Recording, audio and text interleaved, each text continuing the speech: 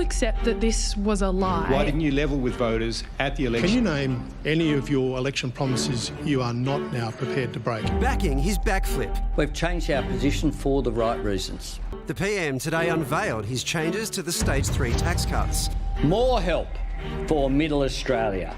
More help for families under pressure with their cost of living. The plan? All 13.6 million taxpayers will receive a tax cut. Someone working at a Woolworths earning $40,000 under the Morrison plan, they would have got nothing. 11.5 million will be better off, 2 million worse off. The government more than doubling tax cuts for most Aussie workers by halving them for the country's highest earners. The biggest winners? Everyone earning less than 150k who'll be better off. Those earning between $45,000 and $135k gaining an extra $800 a year. It will deliver more for people who are struggling.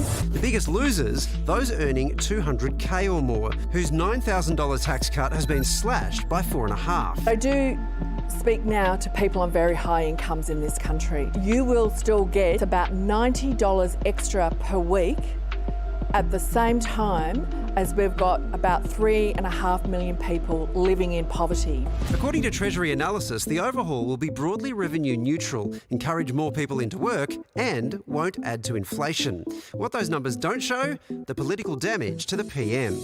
I've never seen a broken promise like this one. I think you should call an election and put the change position to the Australian people and let them be a judge of his character. We've got a liar in the lodge. Albanese says different times call for different measures. When economic circumstances change, the right thing to do is to change economic policy. And that's what we are doing. Ultimately, the major issue I have is the breach of trust. I accept that cost of living has gotten more difficult, but that hasn't been an overnight issue. That's been happening for 6 to 12 months. So can the PM convince voters to forgive a broken promise if more of us are better off? If this Prime Minister is prepared to look your neighbour in the eye and lie to him or her, you are next.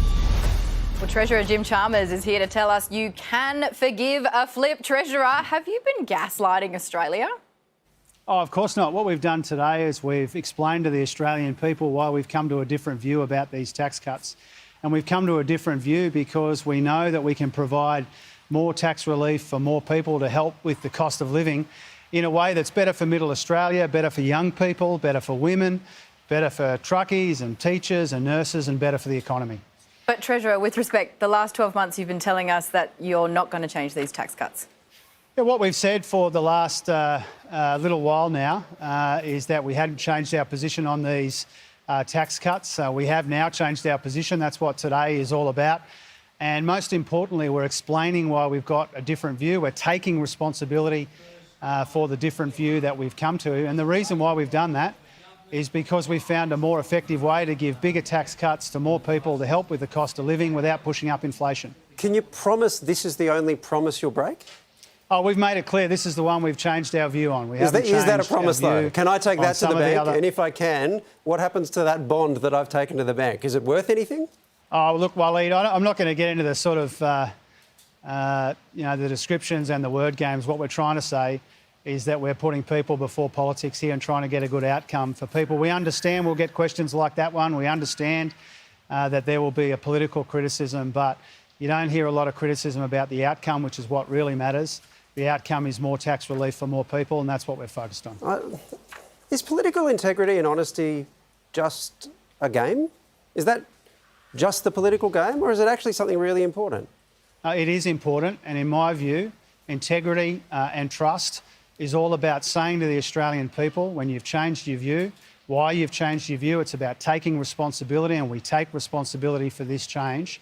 It's saying to the Australian people that the most important thing for us is to do the best job we can providing cost of living relief where we can in a responsible and affordable way.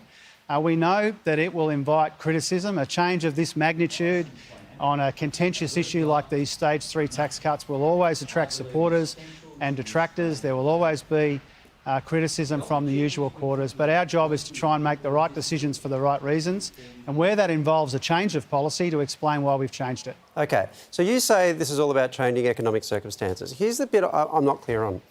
What is different about the economic circumstances now when compared with all the way through last year, when you were promising over and over and over again that you wouldn't be making these changes, to the election campaign, when you were doing exactly that same thing, when you were rock solid on this? What is this seismic change that justifies this? Well, I think all of your viewers would understand, Waleed, that these cost of living pressures are sustained and they're persistent. And any responsible government looks for better ways to provide cost of living relief to more people. And that's what we've been able to do by changing these stage 3 tax cuts. You know, these were legislated 5 years ago by Scott Morrison. Obviously, a lot's happened between now and then. Yeah, but not since the middle of last year when there were 13 or whatever it was interest rate rises in a row. Are you saying that cost of living crisis wasn't sustained all through last year? That then it was short term, but now it's long term? Well, the rest of my answer, Waleed, was that it's become increasingly clear to us over the course of the summer that dealing with these sustained and persistent cost of living pressures requires a change in the stage 3 tax cuts. You are selling these also on the basis that they're fairer, that they're better for, I think you said, for women, they're better for low and middle income earners.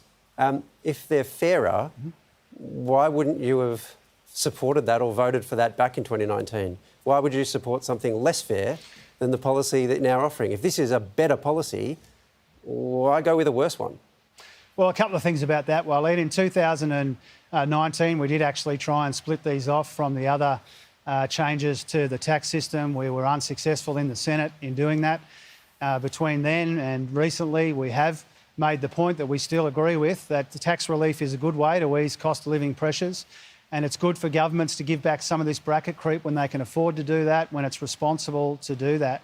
But what has become increasingly clear to us leading up to this decision that we took this week to change our position is that there's a much better way to provide the same amount of tax relief in our economy in ways that you've just described, but in a way where every taxpayer gets a tax cut. And I think people will understand if we are upfront with them about why we've changed our view. We take responsibility for everything we've said before and everything that we are saying now. We take responsibility for that. When you find a better way to deliver this tax relief so that more people get a bigger tax cut, I think we've got a responsibility to do that.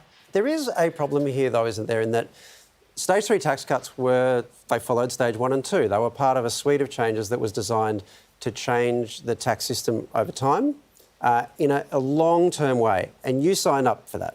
So you apparently agreed with that objective. Now you're tinkering with this to deal with a cost of living crisis, which is, in the grand scheme of things, serious for a lot of people right now. But in the grand scheme of things, that's a short-term thing. And so once that's over, we're going to be stuck with this tinkering that you didn't think was meant to be part of the plan initially and is specifically designed to deal with a short-term problem. Isn't that an issue? Aren't you sacrificing the long-term for the short? Not at all, not for 1 second. You know, this is a better set of tax arrangements for the here and now and a better set of tax arrangements for the future as well. You know, we don't just believe in middle Australia or low-income earners or women in the workforce or younger workers from month to month. You know, we want to reward effort and aspiration right up and down the income scale, and the tax arrangements that we've announced today are much better in that regard as well. This is infinitely better, and it's a permanent, ongoing change to the tax system which will benefit people who work hard and provide for their loved ones and just want to get ahead. OK, Jim, I'm here to help. Now, I've been caught lying a lot in my life. I lied to get this job, in fact, and I'm here right now. But I'm going to give you some tips on how to deal with it, right? Number 1, turn your phone off, OK? That's so important. If they can't contact you, you're in the clear. Number 2, change your route to work. If you avoid people, that's another one. And this is probably the most important one. Write this down if you've got a pen. Never, ever apologise. So there's my tips. I hope that helps. Well, I don't quite know what to say about that. Thank you for your advice. I'm just trying to help. I'm doing my bit, OK? Did you find any of those useful, Jim? Not especially, no. See, he's not allowed to say it's useful, though. That's part of the problem. Of course, he's already onto it. It's very tricky. Treasurer, we really appreciate your time. Thank you. I appreciate your time. Thanks, guys.